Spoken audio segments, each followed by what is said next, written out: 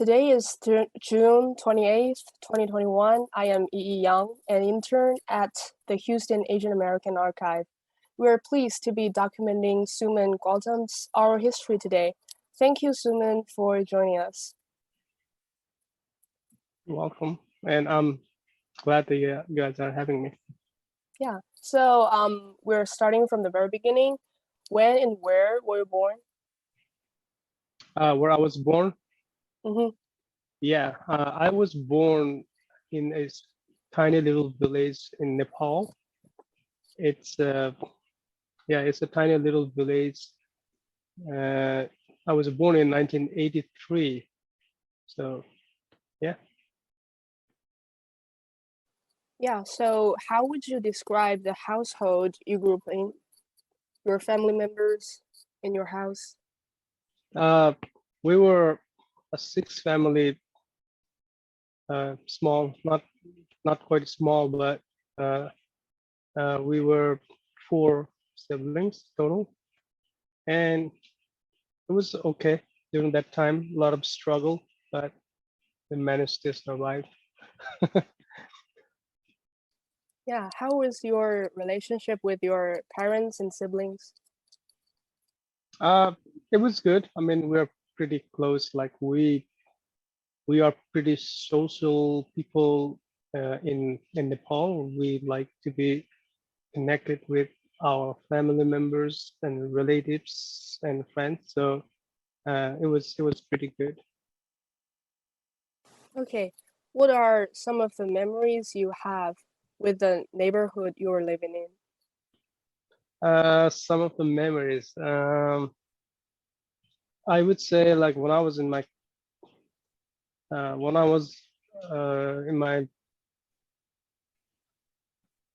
teenager, or maybe a little earlier than that, when we were back in village. Some of the memories, like I used to go fishing all over the rivers, and uh, we used to go to the forest to collect dead woods and stuff like that.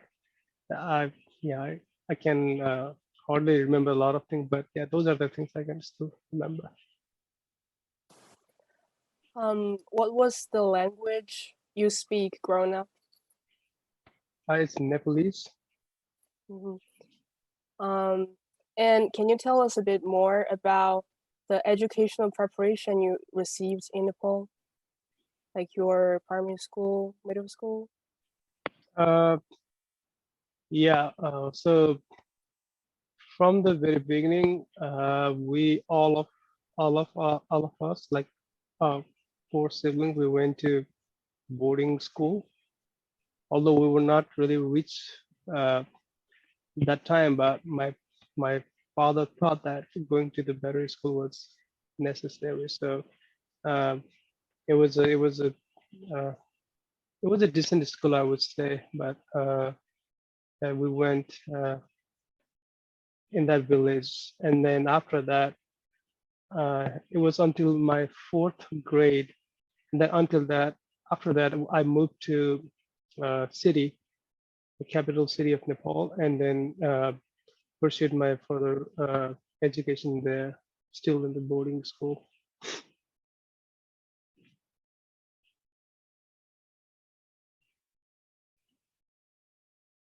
Did you also went to a college in Nepal?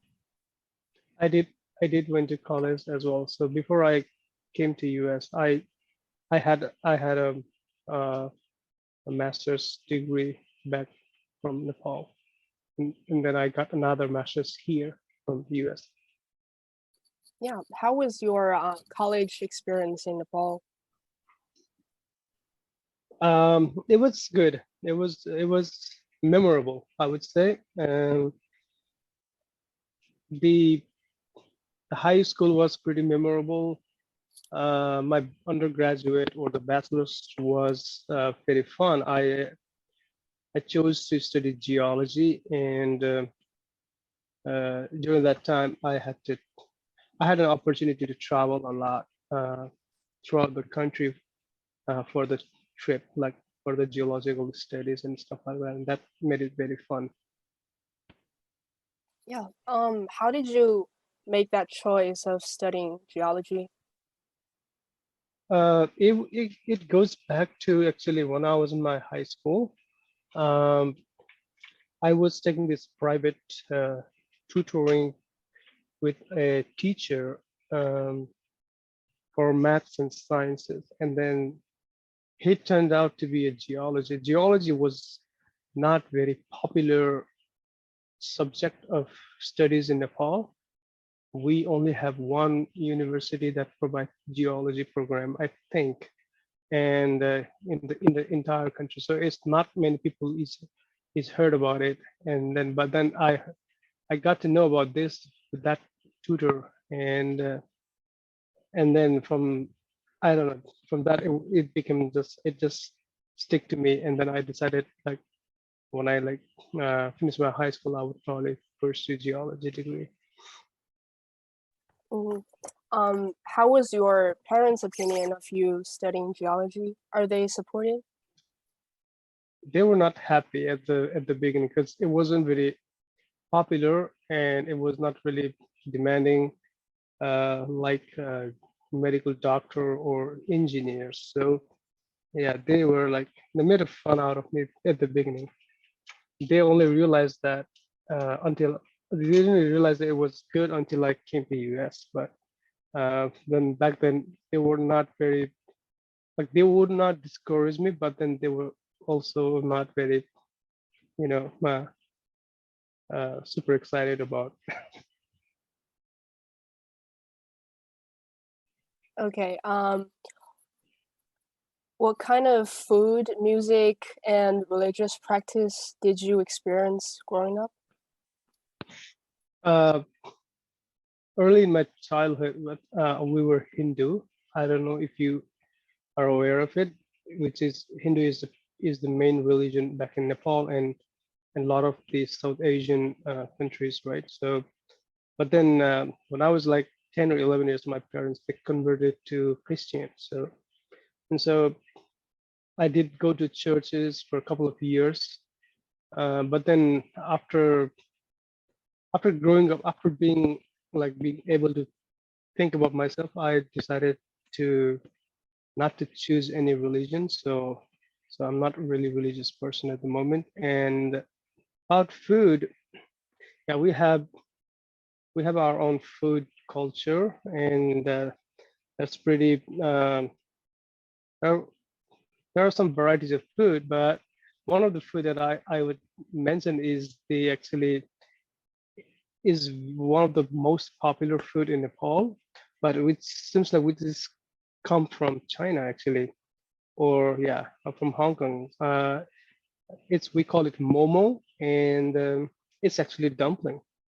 So it's our own version of dumpling, and it's the most popular food in Nepal. Do you like it? Yeah, all of us will like it. All of the Nepalese people will like it. Mhm. Nice.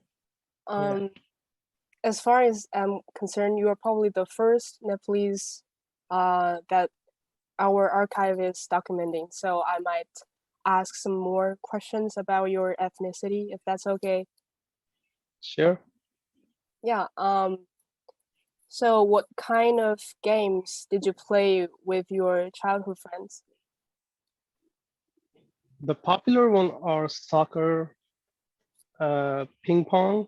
I was pretty good at ping pong, uh, and then basketball, and then badminton, tennis, and then there were some other sports. It's not like really a sports that is like nationally. It's like little ethnical sport, I would say, like little sports that invented by a little kid in a smaller group or a smaller area. So to just play that with the friends only, but there's no competition or tournament for that. Those are playing with the marbles, like different style of marble games, collecting marbles. That was when I was a kid. I remember those things. Those were very fun. And then growing up and going to the high school, I picked up soccer and ping pong. as my, and the cricket. Cricket is also pretty popular. Yeah. Yeah, you mentioned that you moved from a small village to the capital city. So did you feel how did you feel about the transition between that? Uh, it wasn't very difficult. It was, I mean, first few days in the school was difficult. It wasn't that difficult. It was just uh, going to the big school, obviously with a lot of new kids, will be a little frightening, and especially frightening of getting bullied or something. And but other than that, we it just naturally become easier. It wasn't as bad. So I don't recall like being a difficult transition. Can you talk a little bit about the internet structure of Nepal? I actually right now don't know because it's been a long time that I left country, and Mhm. the last time I visited, uh, I mean, it has improved, but still, it is not really good. Like the city area might have some good connection, good bandwidth internet provider, but out in the villages or remote area, it's still uh, people are still like lack of a good quality internet, and then Wi-Fi. I don't think there is really good Wi-Fi or any 3G, 4G network. So uh, you have to rely on cable internet, I think. So how was your experience with the internet back in Nepal? When I was yeah, um, I didn't have internet in my own place. So we used to go to this little shop that would provide internet, like you check your email and browse and stuff like that. I think I only had internet for like a couple of months before I uh, moved to US. But then a lot of time we would just go out, pay hourly prices for that, and then do your thing on the internet.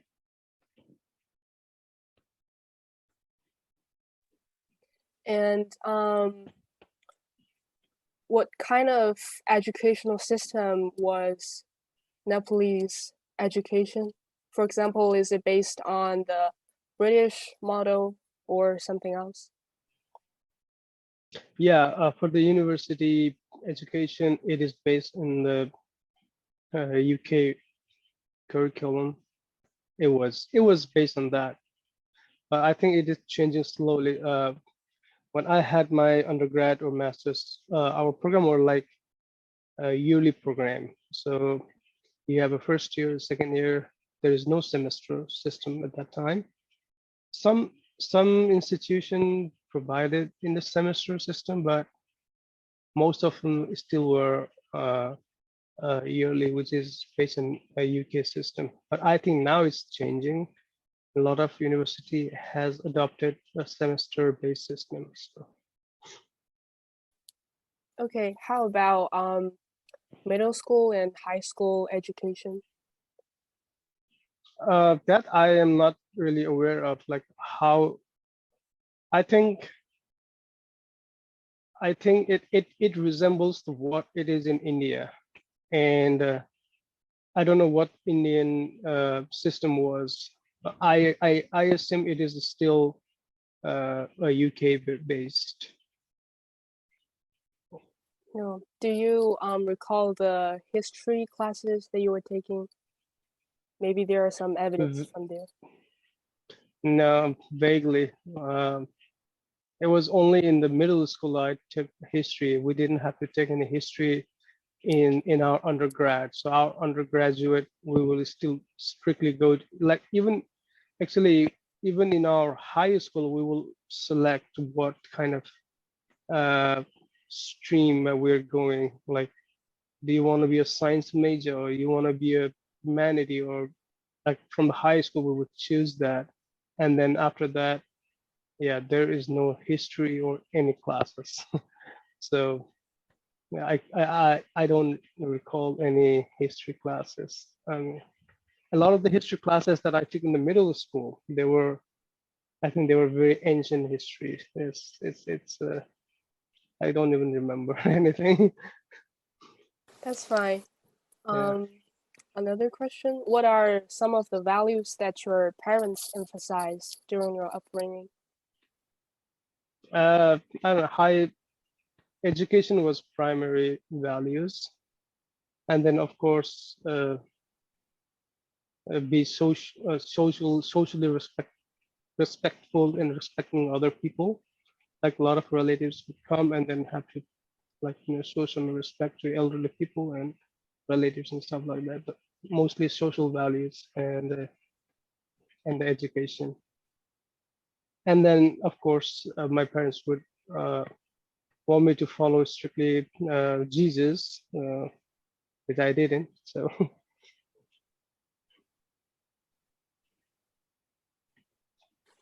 So what were their opinions of you choosing your own belief? they don't have any opinion. They just, I don't. My parents are not very educated people, so they like they cannot think in the logical way, like, or philosophical way. So uh, they, yeah, up till now, like they like to, or they would want me to like follow a religion, but then me not following religion, I don't think it really affected them that much. Are your parents now with you in the US or are they in Nepal? They are back in Nepal. When did you move to the US? 2010. Were you a college student, a master's student at that time, or were Uh, you working? yeah, I was just starting to work at that time.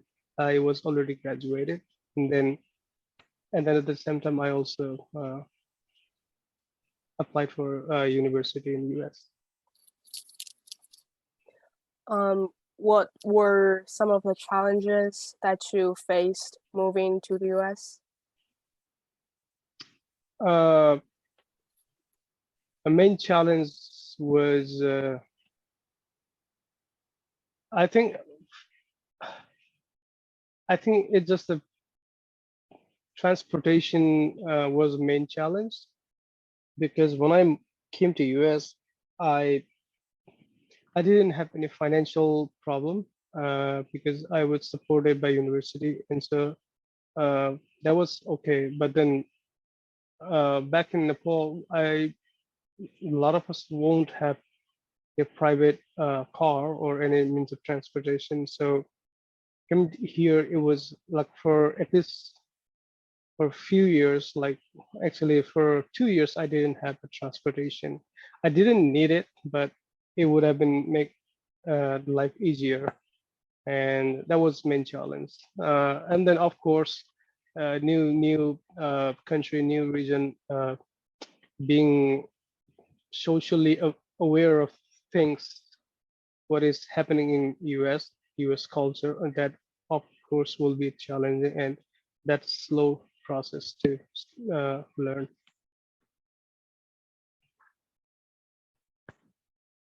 Were there any cultural shocks? No, not really, not really. Um, how did your parents think of you moving to the US and have your current life? um, they supported me because we were financially weak at that time, so I am so me being able to come to US and get a job or education would be beneficial for the family that's there. So they were excited about it actually. What was your first job in the US? I worked for Schlumberger. If you look up my LinkedIn, that was my first job. Well, my first job was I was a teaching assistant at the university that I went.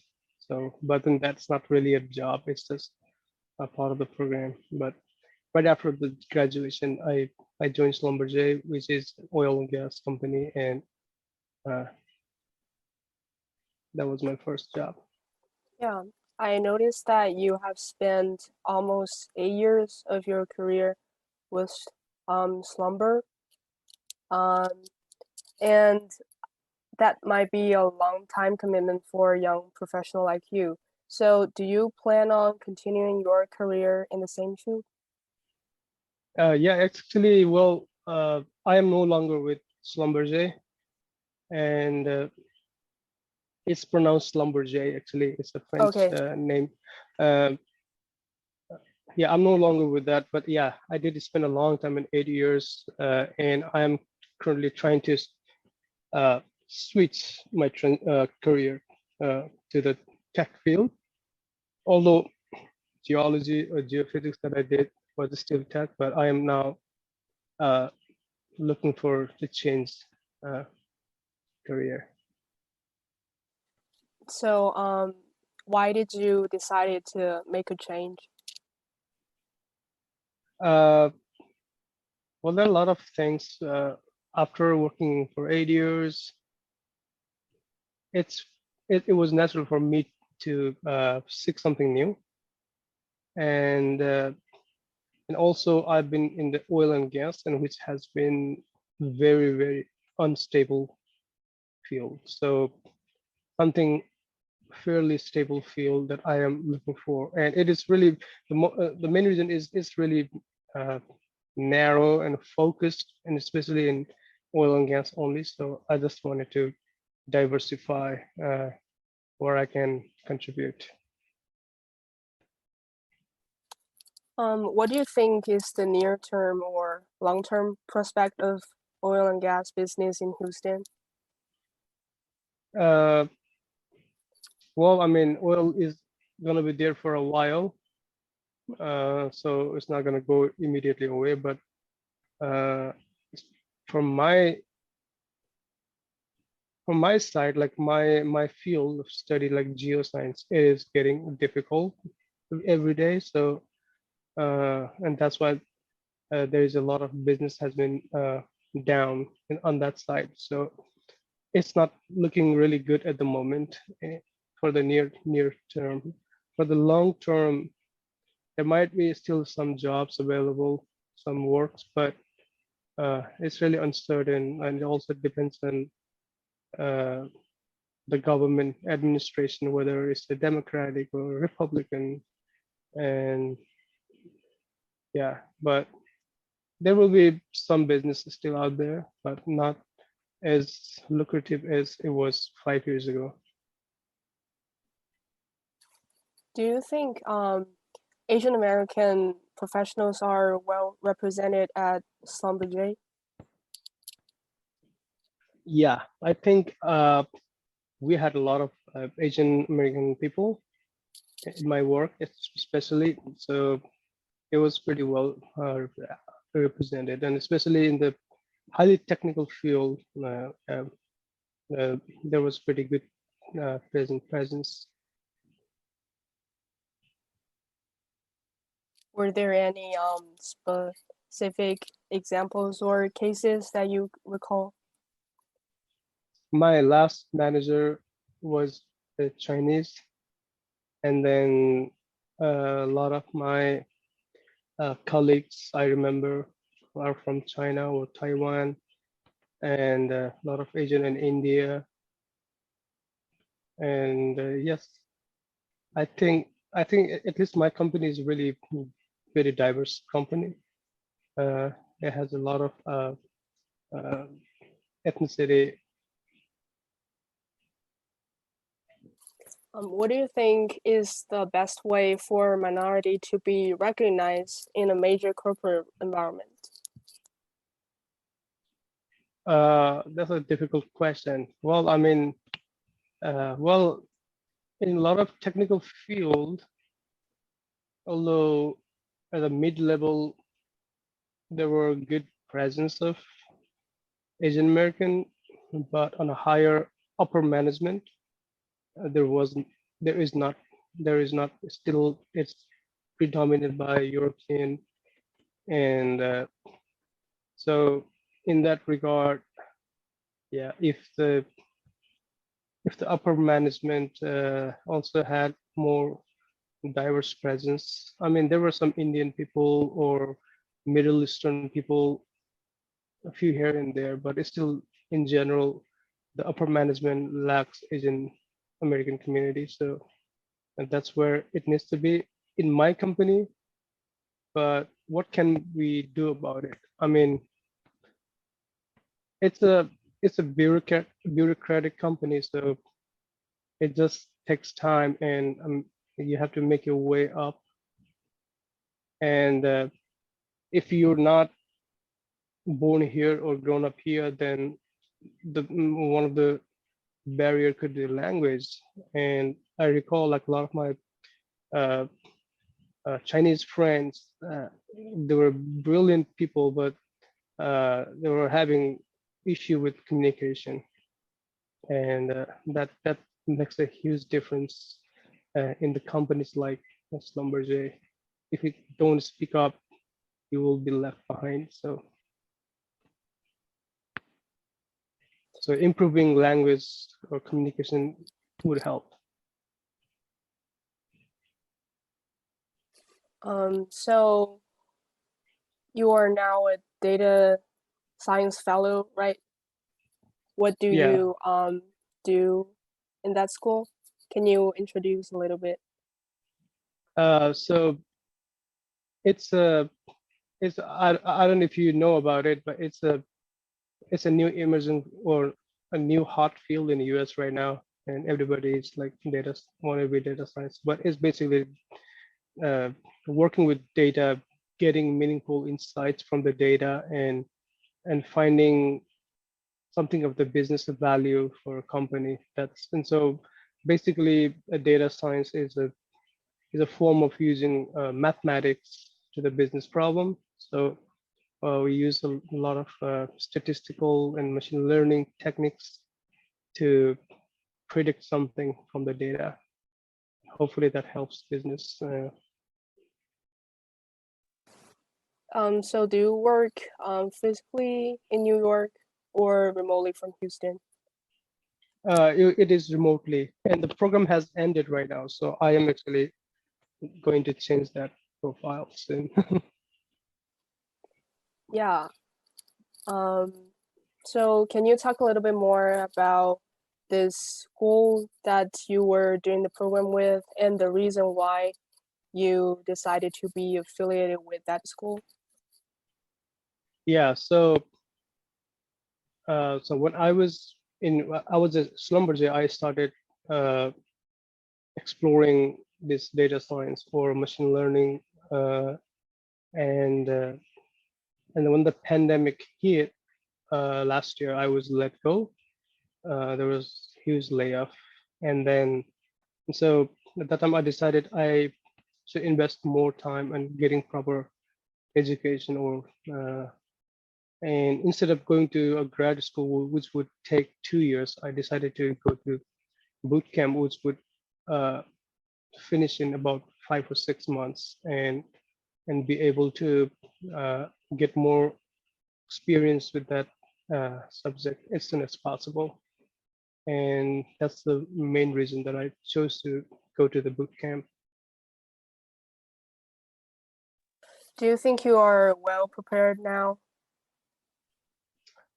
Well, I think I am prepared to some degree, but I still believe I am not fully well prepared, but I am prepared on a level that I can apply for new opportunity.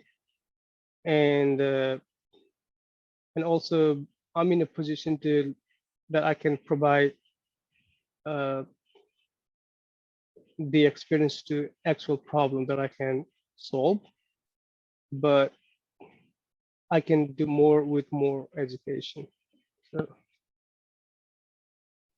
Yeah. Are you currently looking for jobs? yeah, I am now. Oh, yeah, I'm starting to apply for different jobs.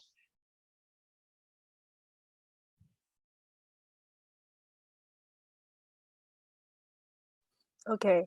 Um, so what is your attitude towards the current anti-Asian hate given the COVID situation? Yeah, that's ridiculous. Like I haven't really experienced anything of that to myself, but it's it's not good. Like a lot of friends of mine, I mean, they post in the social media.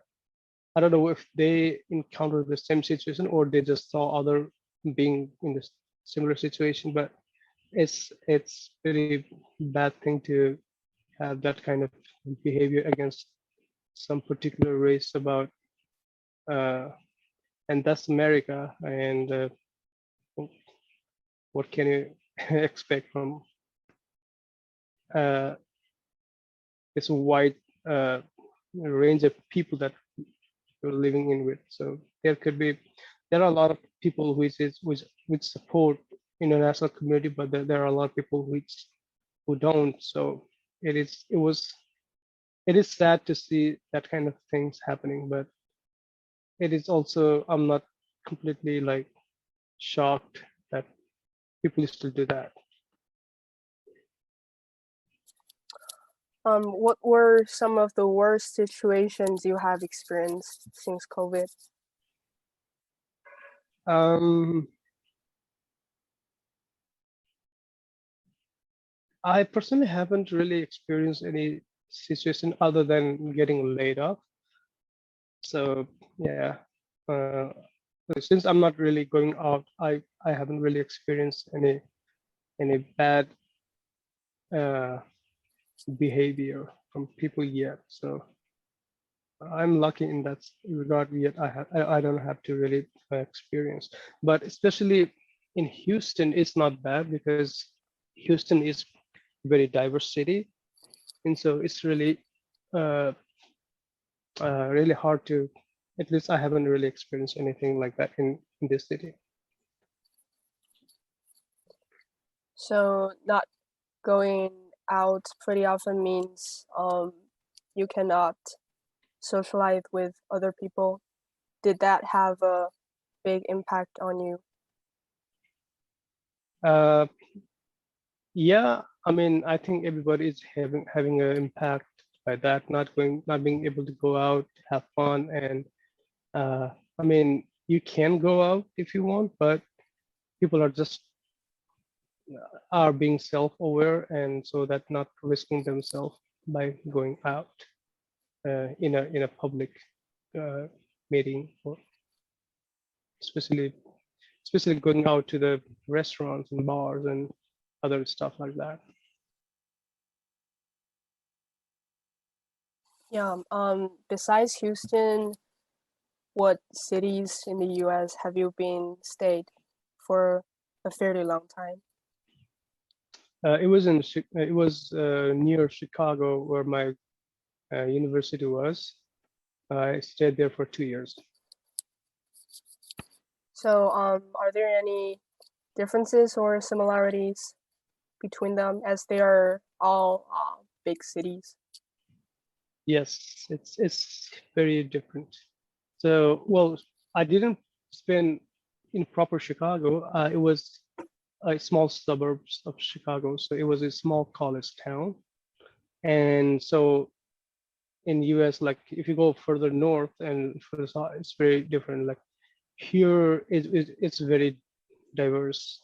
There, uh, it was not diverse. Only it's because it was only the college on maybe during the college season it will be it will have some diverse, but still it was it was pretty American. I would say like more white uh, white folks predominantly, and then few minority, and then other than that, the food and everything is very different. And then transportation system, everything, and it was yeah. I mean, it's really hard to describe, but there's a there's a big difference in Houston and growing up in Chicago area.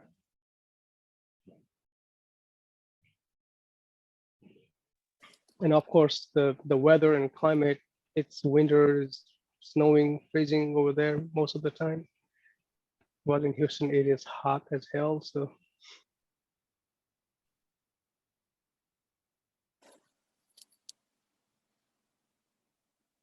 So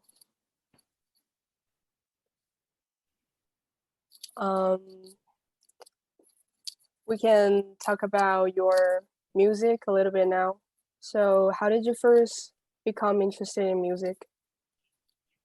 oh yeah, so I picked up guitar when I was kid, like 8 or 9 years old. Started learning that from that years, and then slowly I started to. So I first like started to listen to like some of the 70s, 80s classical rock songs. When you when you listen to rock music, then the guitar becomes very natural. It's a primary instrument for you. So that's how I started, and then I learned mostly by myself, uh, and then I developed this idea of being a very, I don't know, one of the best guitarists from Nepal, which I couldn't.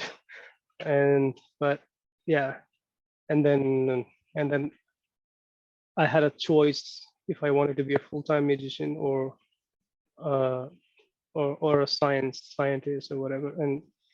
And I decided to pursue education. And because we don't have a lot of music institutions, so I couldn't really uh, go into that direction as well. And also, uh, it's really hard to survive being a musician. Really, so I chose to I chose to become a scientist, and then I chose to keep music as my secondary passion project for me.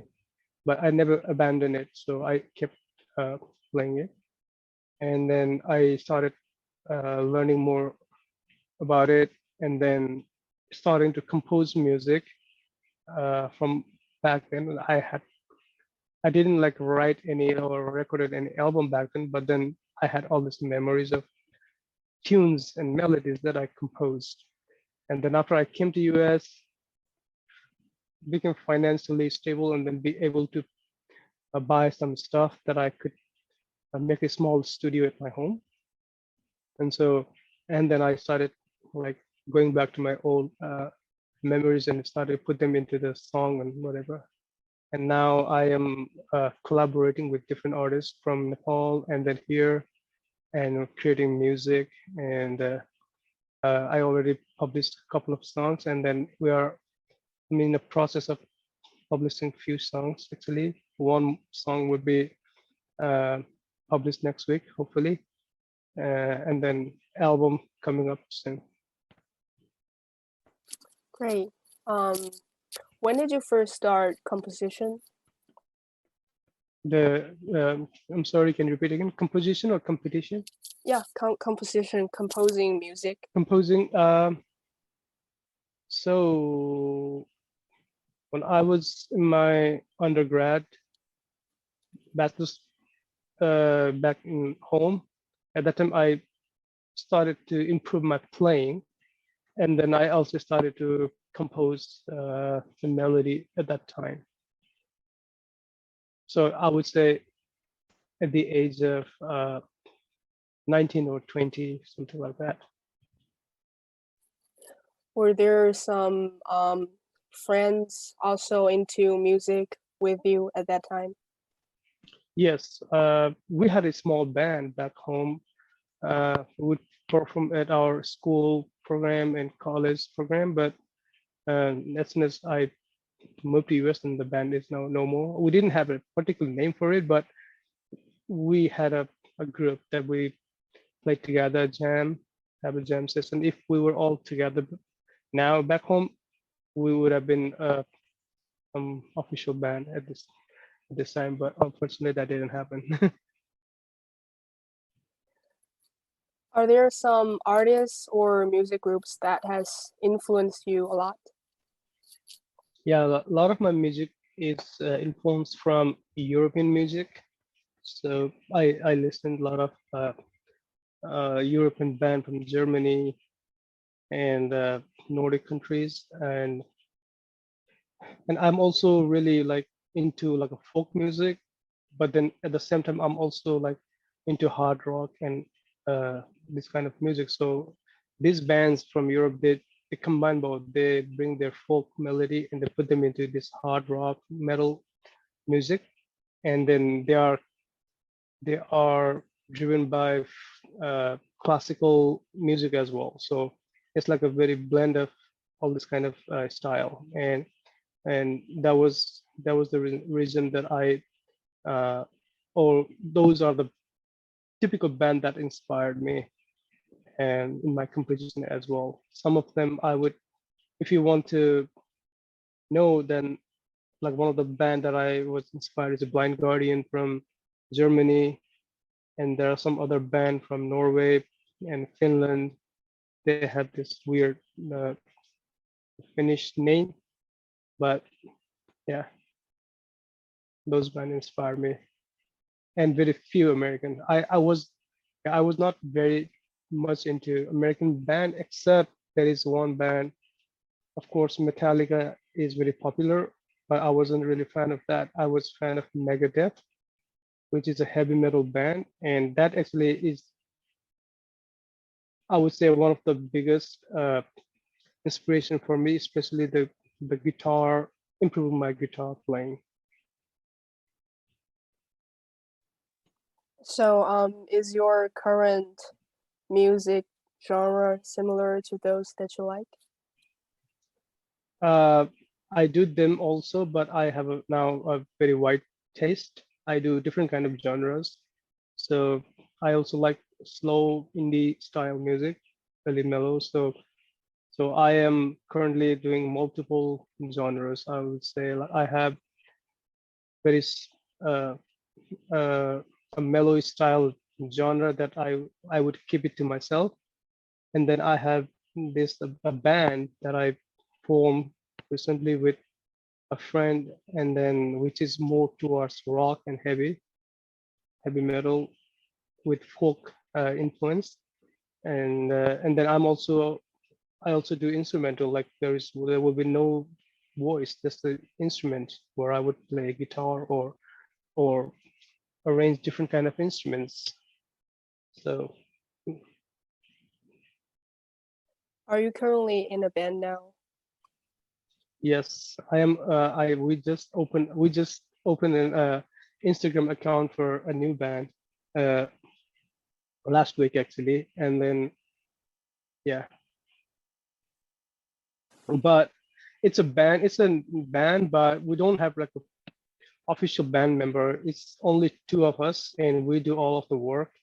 And then whenever we need it, we will hire a session musician or other members for it. Because it's really hard to get all the people together and spend time for the band in US when everybody is like trying to survive.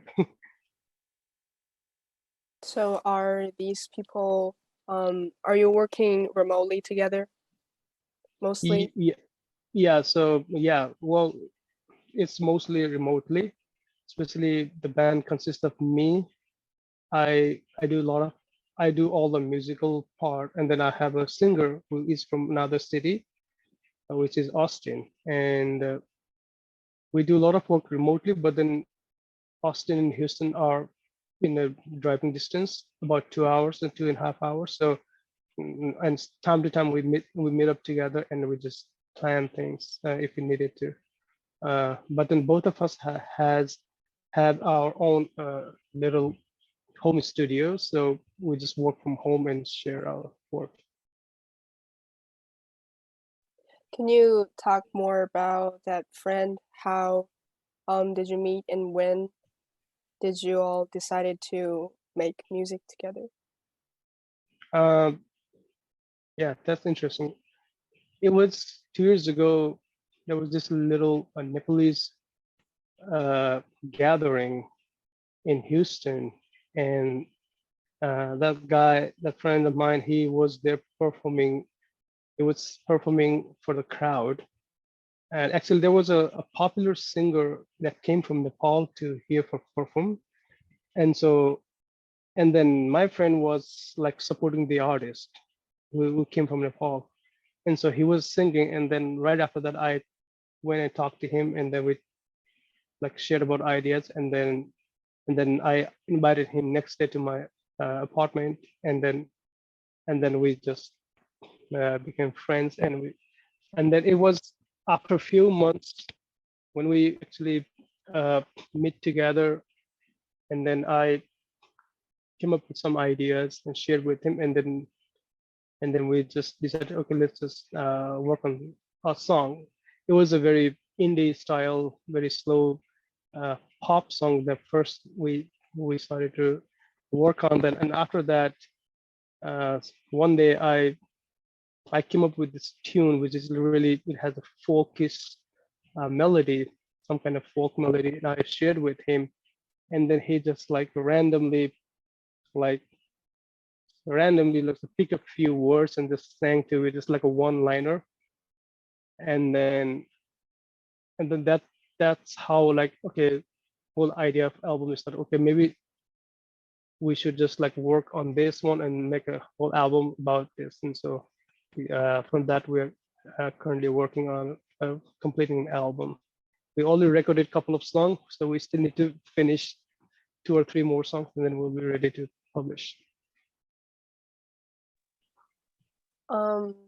What concept is your current album like?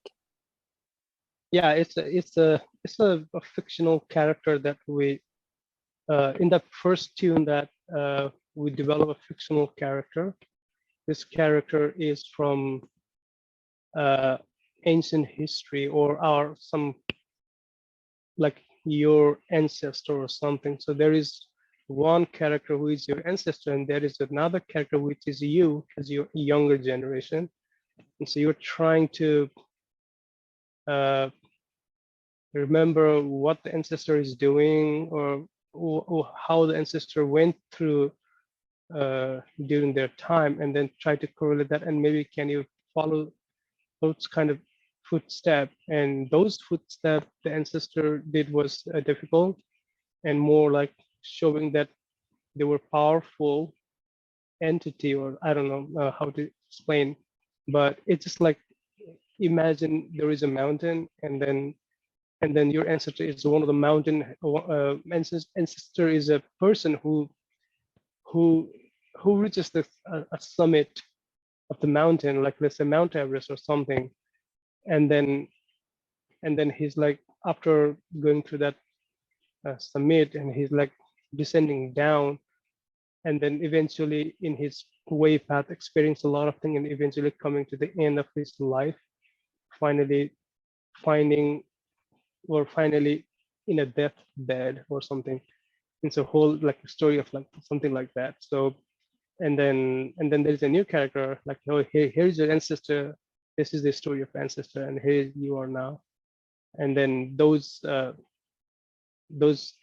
climbing mountain is just like a metaphor for climbing or fighting against your difficulties in your life or something. So the album is actually, all the songs are related to each other, so it's not like one song is one particular kind and the other song is other kind. It's that every song we're trying to like put together as a novel or something. So it's a concept. That's really interesting. How many songs will there be in total? Uh, it was originally 6 songs, but then we decided to cut it to 5 songs, where there will be 4 actual songs with voice and 1 will be instrumental. Yeah. How did you come up with that concept? Were there any inspirations? Yeah, the concept was actually that the same goes back to that same tune that I shared with my friend. And then initially we were only supposed to work on 1 song. That 1 song, it was very long, like about 10 minutes long. And that 1 song described the whole life story of that person, that character. And then later on, I added few more music or instrumental track, or I shared with him, and then we came up with the lyrics. It seemed like all the lyrics or different songs, they might be fit together, and so why not just like make it a concept album and then change the lyrics here and there, and so that they connect with each other. But the whole idea came from that very first tune that I came up with, and from that everything like started. Do you think your identity influenced the music that you create? Sure, yeah, of course, a little bit in some sense. It will reflect. Yeah. Are there would you think about your home when you're creating music? Yes, like this kind of this, especially this album, it is inspired by folk melody, and of course that will remind me of home and remote places from Nepal that I visited a long time ago.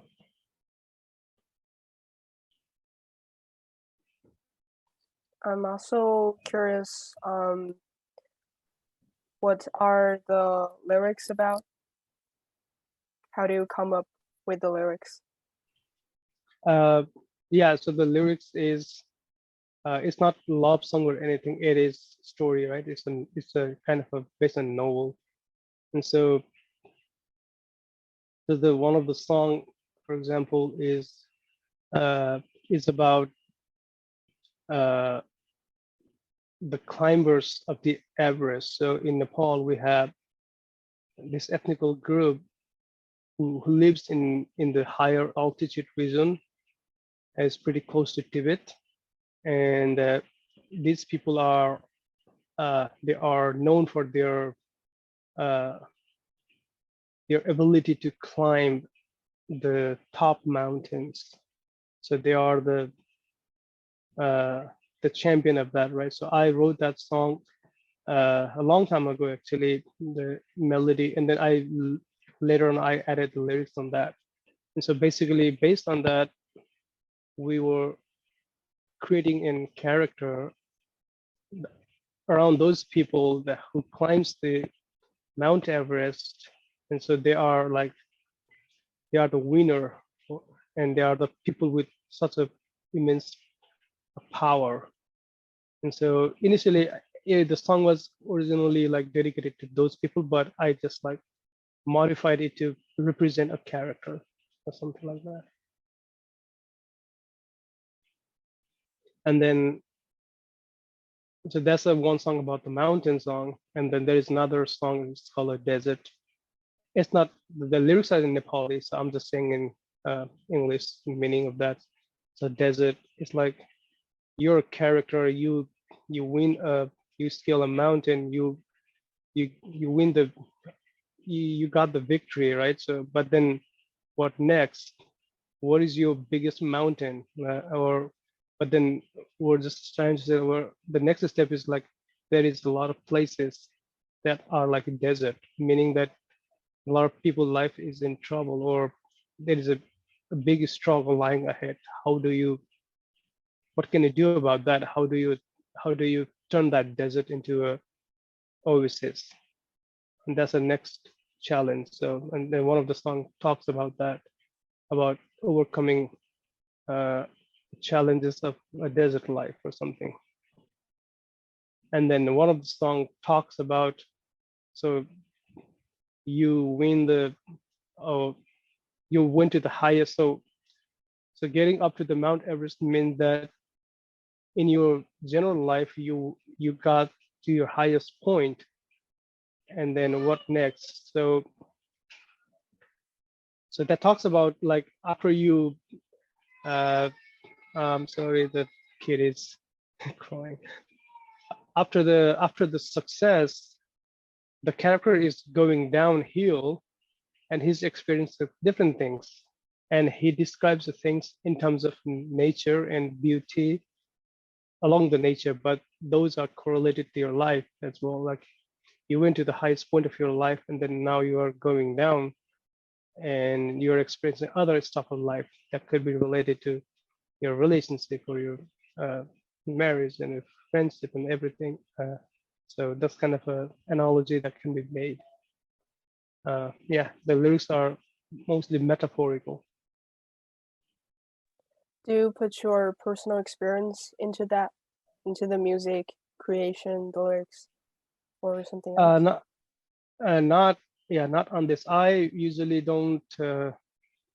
Yeah, I haven't really put my personal experience in any of my songs because these songs are, a lot of my songs are actually fictitious. So they come from some imagination. So, but there are some songs that I actually uh, wrote, but the lyrics were written by some of my friends, and but their lyrics kind of relate to my personal life. Although I didn't write the lyrics for that, but I composed the music and melody, and I would probably sing as well. But then I didn't write those story, but then they relates to me.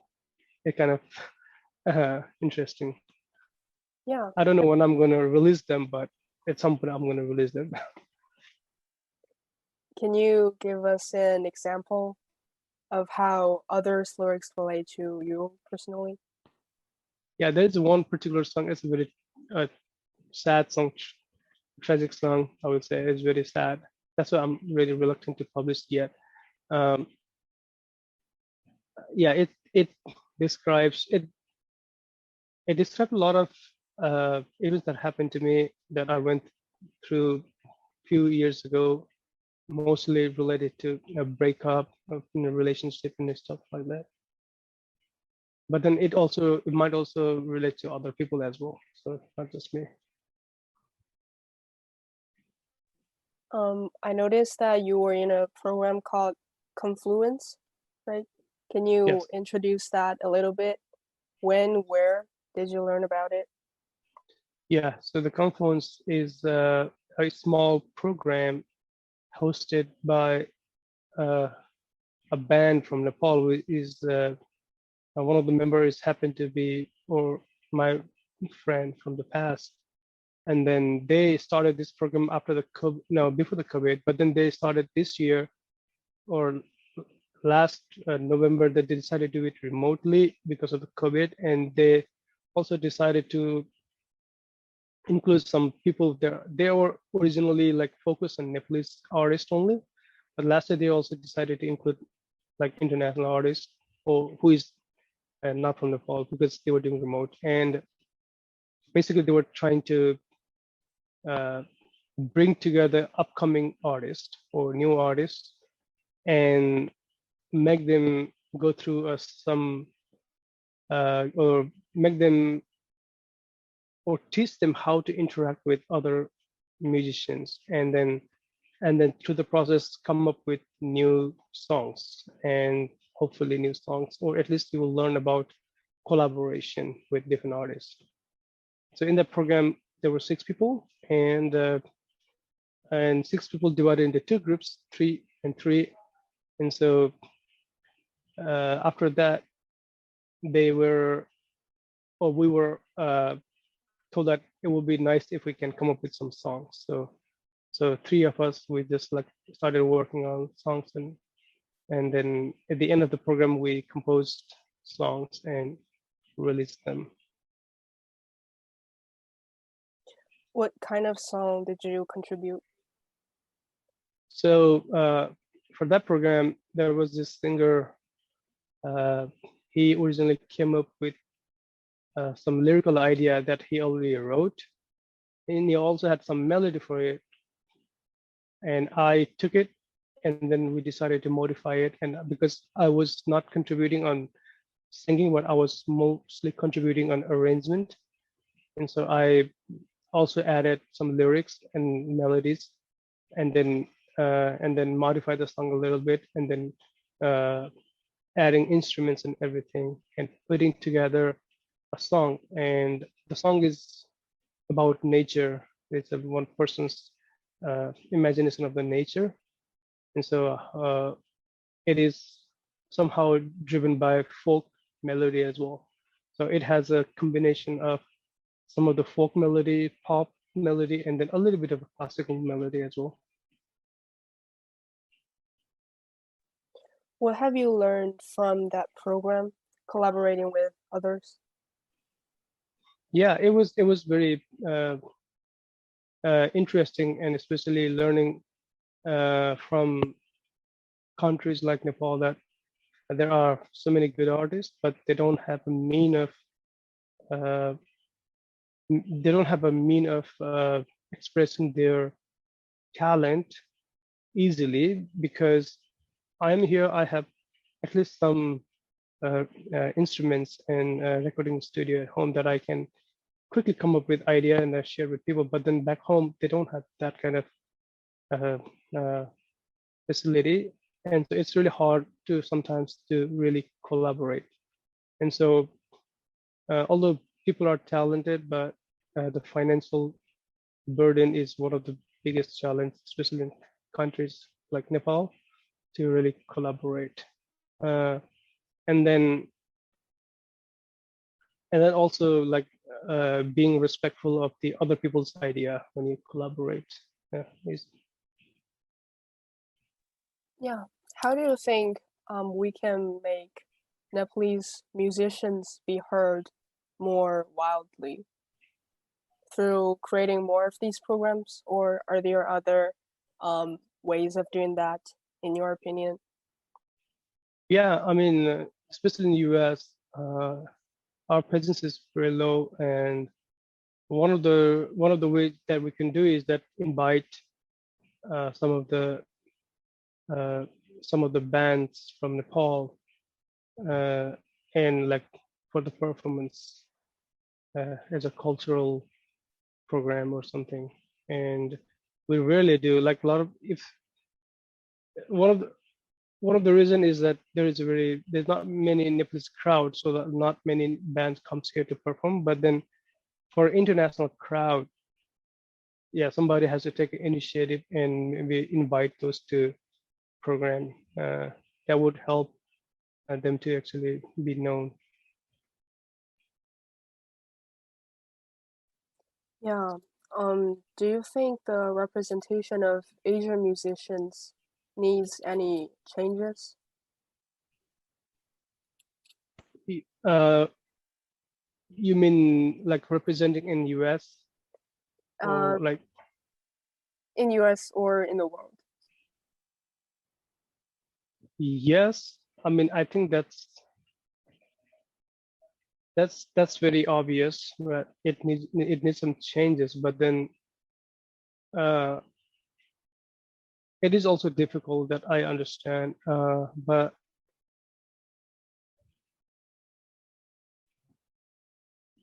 how to put together a band from a countries like Nepal and be able to perform in an international. So first thing is that the band itself, they cannot support anything for themselves to go out on the stage. So there has to have some kind of sponsorship. So some art institution or something, somebody has to provide a sponsorship for that, so that artists from Nepal or Asian community can come up or go to different places and perform.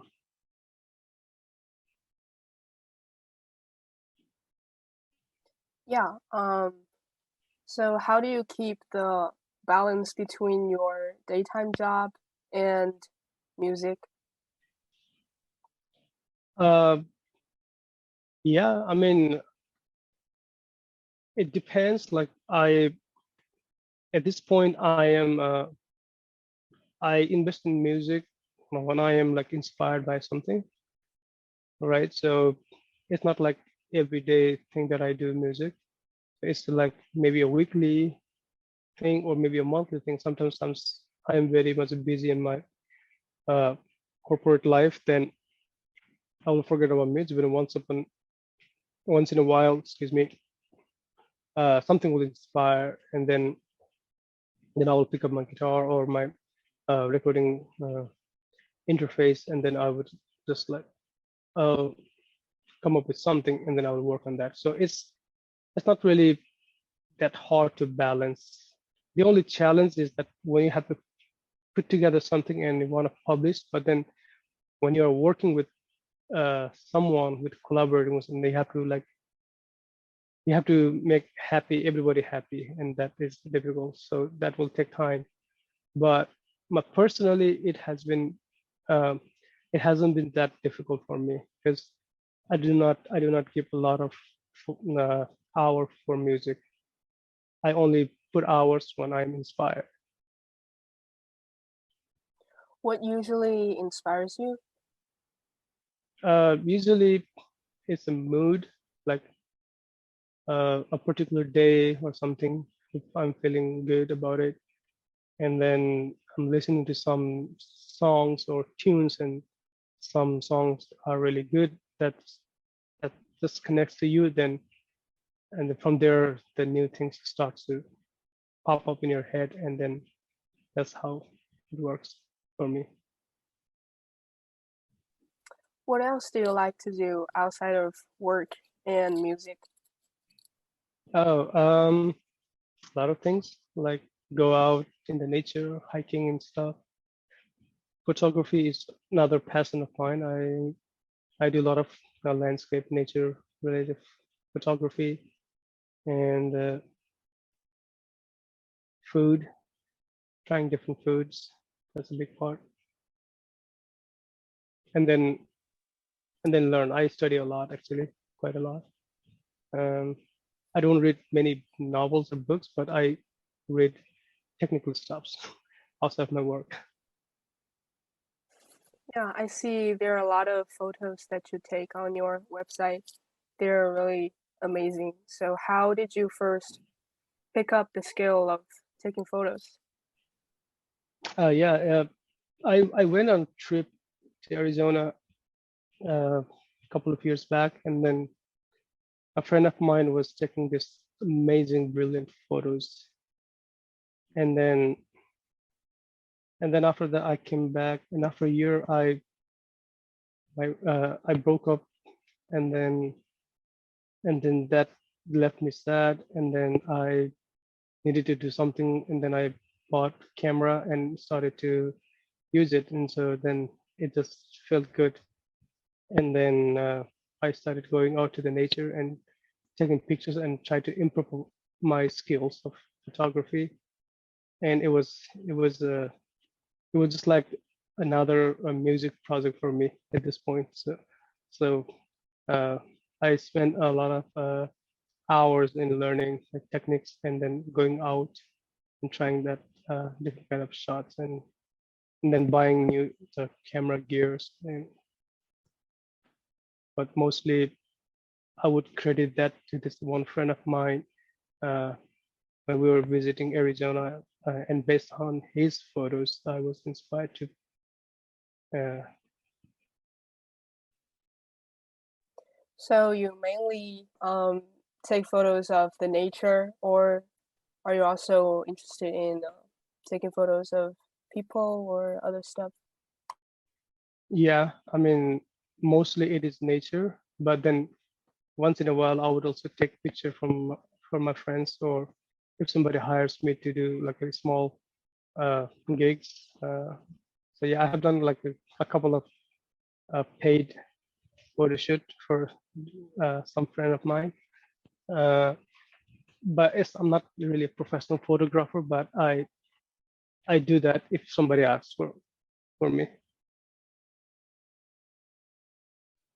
Okay, now big question. What do you think you will be doing in the next 5 or 10 years? Well, I will be, of course, doing some daytime job, which is part of my life, I guess. And then I would still be continuing my musical career, or it's not a career, or musical passion, because I have a lot of songs on my pipeline that I need to complete them and finish them and release them. So it will probably take a couple of years, because not being a full-time musician will take some time to finish them. Yeah, and then of course I will be traveling internet. I haven't really done any international traveling, so I will be traveling internationally quite a lot in this next 5 years if the COVID situation improves. Yeah, if you can go back to your childhood, would you choose to be a full-time musician? No, I would not choose to be. You can still be a musician without being a full-time musician. So I would still be like I I studied geology. That was also one of the passion at that time. So it is a kind of a music to me as well. So science and music, they go hand in hand with me. Uh, Yeah, about your career, you said that you are gradually changing to the tech industry. So mhm. um what kind of positions are you especially interested in, or what kind of things are you passionate to do? Something related to data analytics. So well, I would, if I have to, if I have choice, I would definitely would like to work on climate or environmental studies, especially climate change. But that's not narrow. In general, something that is data driven, something that involves data analytics. That is something I am looking forward to do. Uh, yes, data analytics. In your past working environment at Schlumberger, did you also encounter with data science a lot? Yeah. So the work that I did, it has a data science embedded in it. We didn't execute it the way the data science community executes, but it is a part of uh, the work that I did with Schlumberger. So that's one of the reasons that we have some overlaps with the data science. So that's why I am trying to go to data analytics, because it would make it easier. It's not like a day or night shift. It's just like a gradual transition for me. How different would you say from your past work to the job that you are looking forward to? It will not be a huge difference. The only difference will be the way you execute it. In the past, uh, I would say it's mostly like the new job will be you have to be a coder, write your program and use a programming language. Well, in my past language, I didn't have to write codes. I just had to use some kind of software, but and then do it. So that's a big difference. Like now I have to write my code. Or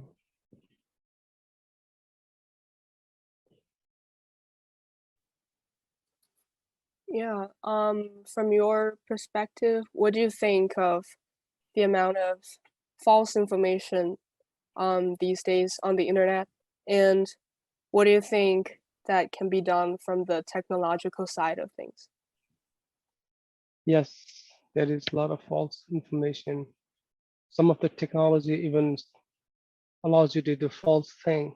I mean,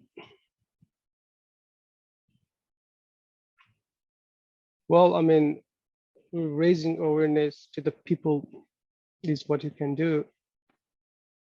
If it goes out of control, then some sort of restriction from the government level might be helpful.